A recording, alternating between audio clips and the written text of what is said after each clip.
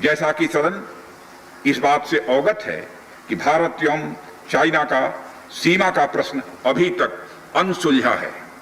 भारत और चाइना की बाउंड्री का कस्टमरी और ट्रेडिशनल अलाइनमेंट चाइना नहीं मानता है। यह सीमा रेखा वेल एस्टेब्लिश्ड भौगोलिक सिद्धांतों पर आधारित है, जिसकी पुष्टि न केवल ट्रीटीज और एग्रीमेंट्स द्वारा बल्कि हिस्टोरिक यूसेज और प्रैक्टिसेस द्वारा भी सभापति महोदय हुई है। इससे दोनों देश सदियों से अवगत हैं, जबकि चाइना यह मानता है कि बाउंड्री अभी भी औपचारिक रूप से निर्धारित नहीं है।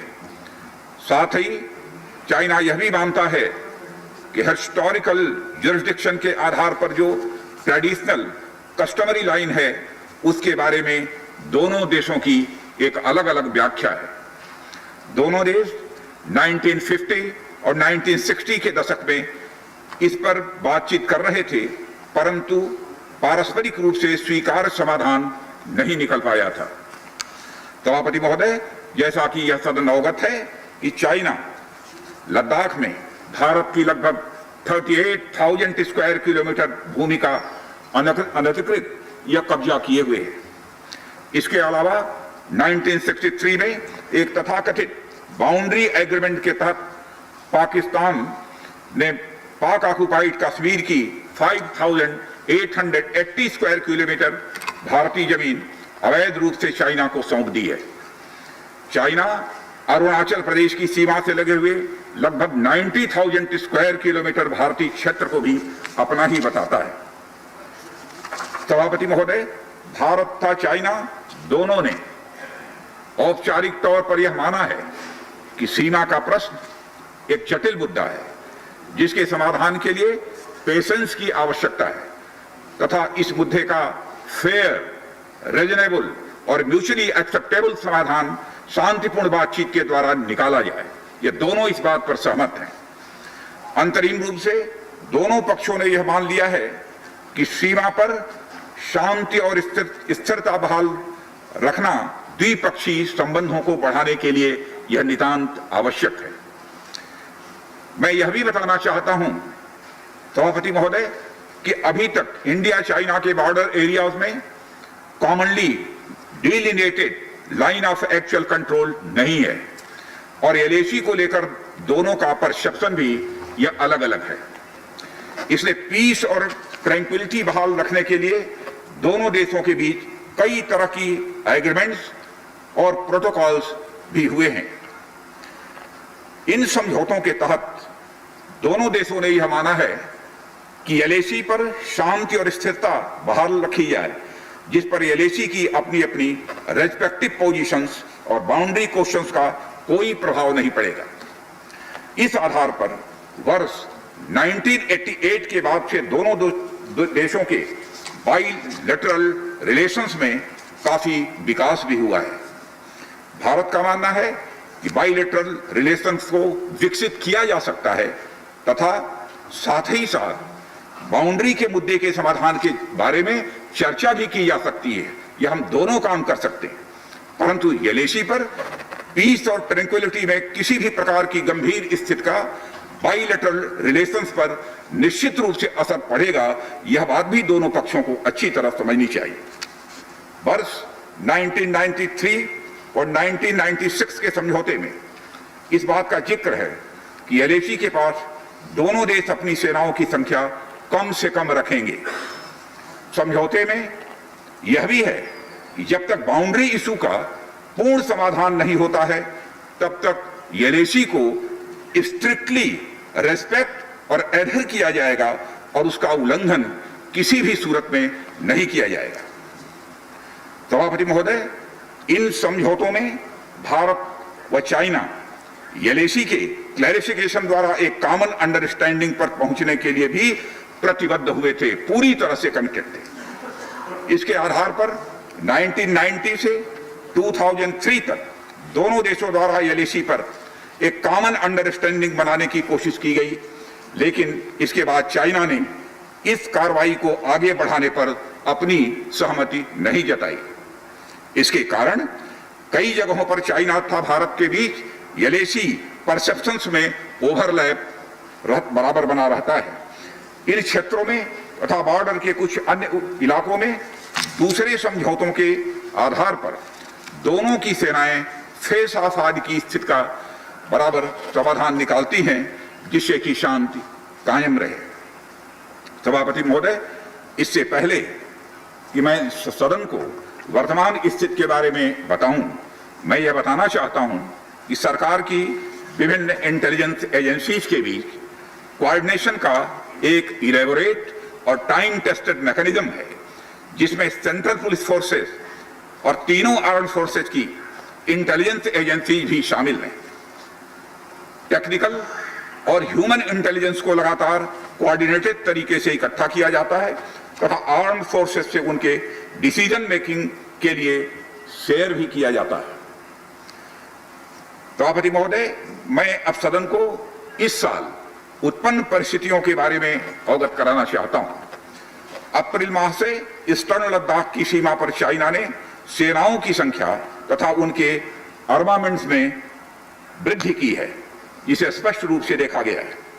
मई महीने के प्रारंभ में चाइना ने गलवान घाटी क्षेत्र में हमारी ट्रुप्स की नॉर्मल ट्रेडिशनल पेट्रोलिंग पैटर्न में व्यवधान डालना शुरू किया, जिसके कारण फेस ऑफ की स्थिति उत्पन्न हुई।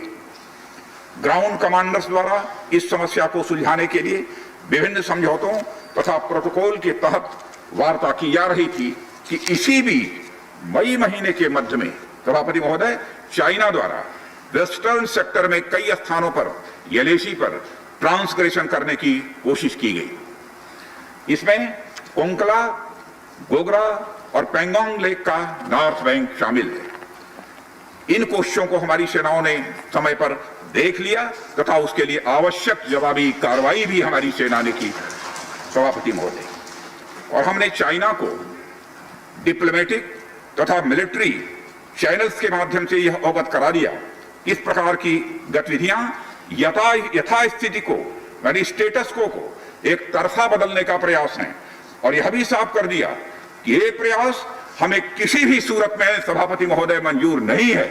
यह दो टूक शब्दों में यह चाइना को बता दिया गया है। एलएसी के ऊपर फ्रिक्शन बढ़ता हुआ देखकर दोनों तरफ के सैन्य कमांडरों ने 6 जून 2020 को मीटिंग की तथा इस बात पर सहमति बनी कि रेसिप्रोकल एक्शंस के आधार पर डिसएंगेजमेंट किया जाना चाहिए। दोनों पक्ष इस बात पर भी सहमत हुए कि एलएसी को माना जाएगा तथा कोई ऐसी कार्रवाई नहीं की जाएगी जिससे यथास्थिति यानी स्टेटस को बदले।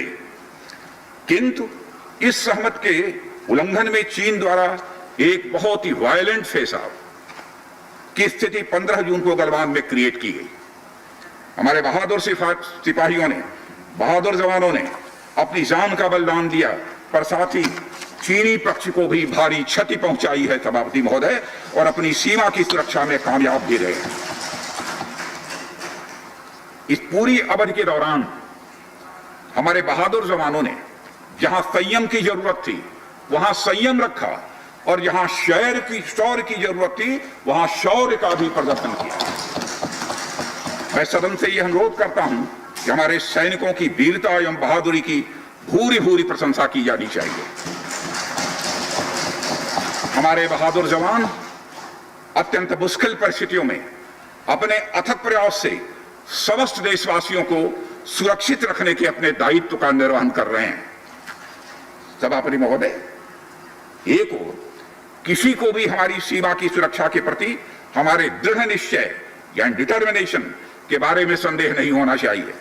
वहीं भारत यह भी मानता है कि पड़ोसियों के साथ शांतिपूर्ण संबंधों के लिए आपसी सम्मान और संवेदनशीलता भी यह रखना आवश्यक है।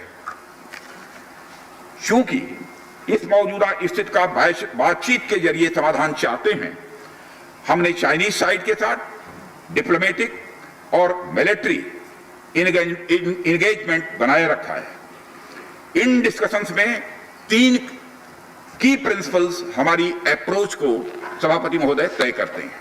पहला, दोनों पक्ष को एलएसी का सम्मान और कड़ाई से पालन करना चाहिए। फर्स्ट, सेकंड, किसी भी पक्ष को अपनी तरफ से यथास्थिति का यानी स्टेटस को का उल्लंघन करने का प्रयास नहीं करना चाहिए। थर्ड, दोनों पक्षों के बीच सभी समझौतों और अंडरस्टैंडिंग्स का पूर्णतया पालन करना चाहिए। चाइनीज साइड की यह पोजीशन है कि स्थिति को एक जिम्मेदार ढंग से हैंडल किया जाना चाहिए और द्विपक्षीय समझौतों एवं प्रोटोकॉल के अनुसार शांति एवं स्थिरता सुनिश्चित किया जाना चाहिए। लेकिन सभापति महोदय, इसके बावजूद चीन की गतिविधियों से यह पूरी तरह से स्पष्ट है, उसकी कथनी और उसकी करनी में अंतर है। और इसका प्रमाण है कि जब डिस्कशन चल ही रहे थे, चीन की तरफ से 29 और 30 अगस्त की रात को प्रोवोकेटिव माने उकसाने वाली, भड़काने वाली है सैनिक कार्रवाई की गई, तो चीन की तरफ से की गई, भारत की तरफ से नहीं की गई। जो पेंगोंग लेक के साउथ बैंक एरिया में स्टेटस को बदलने का एक चीन के द्वारा प्रयास किया गया, लेकिन एक बार फिर हमारी आर्म फोर्सेस के द्वारा सभापति महोदय टाइमली व फॉर्म एक्शंस के कारण उनके प्रयास किसी भी सूरत में सफल नहीं हो पाए। सभापति महोदय, जैसा कि उपर्युक्त घटनाक्रम से स्पष्ट है, चीन की कार्रवाई से हमारे विभिन्न द्विपक्षीय समझौतों के प्रति उसका डिसरिगार्ड दिखता है। चीन द्वारा ट्रुप्स की भारी मात्रा में तैनाती किया जाना 1993 और 1996 के समझौतों का उल्लंघन है।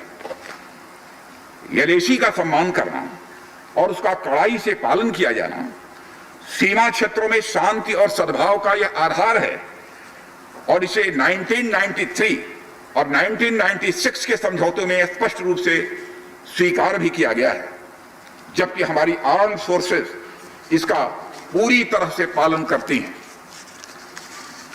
सभापति महोदय, चाइनीज साइड की ओर से ऐसा नहीं हुआ है। उनकी कार्रवाई के कारण यलेशी के आसपास समय समय पर फेस ऑफ और फ्रिक्शंस पैदा हुए हैं। जैसा कि मैंने पहले भी उल्लेख किया, इन समझौतों में फेस ऑफ की स्थिति से निपटने के लिए विस्तृत प्रोसीजर्स और नॉर्म्स भी निर्धारित हैं। तथापि इस वर्ष हाल की घटनाओं में चाइनीज फोर्सेस का वायलेंट कंडक्ट सभी म्यूचुअली एग्रीड नॉर्म्स का यह पूर्णतया उल्लंघन है।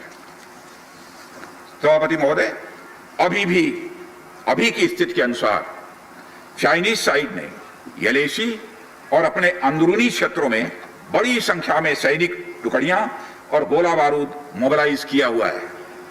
पूर्वी लद्दाख और गोगरा, कोंकड़ा और पेंगोंग लेक का नॉर्थ और साउथ बैंक्स पर कई फ्रिक्शन एरियाज हैं। चीन की कार्रवाई के जवाब में हमारी आर्म फोर्सेस ने भी इन क्षेत्रों में उपयुक्त काउंटर डिप्लॉयमेंट्स किए हैं ताकि भारत की सीमा पूरी तरह से सुरक्षित रहे। अध्यक्ष महोदय, सदन को आश्वस्त रहना चाहिए, फिर से बात दोहराना चाहता हूं सभापति महोदय, सदन को आश्वस्त रहना चाहिए कि हमारी आर्म फोर्सेस इस चुनौती का सफलता से सामना करेंगी और इसके लिए उन्हें सचमुच उन पर हमें गर्व है। अभी जो स्थिति बनी हुई है उसमें संवेदनशील ऑपरेशनल मुद्दे शामिल हैं, सेंसिटिव ऑपरेशनल इश्यूज यह शामिल हैं।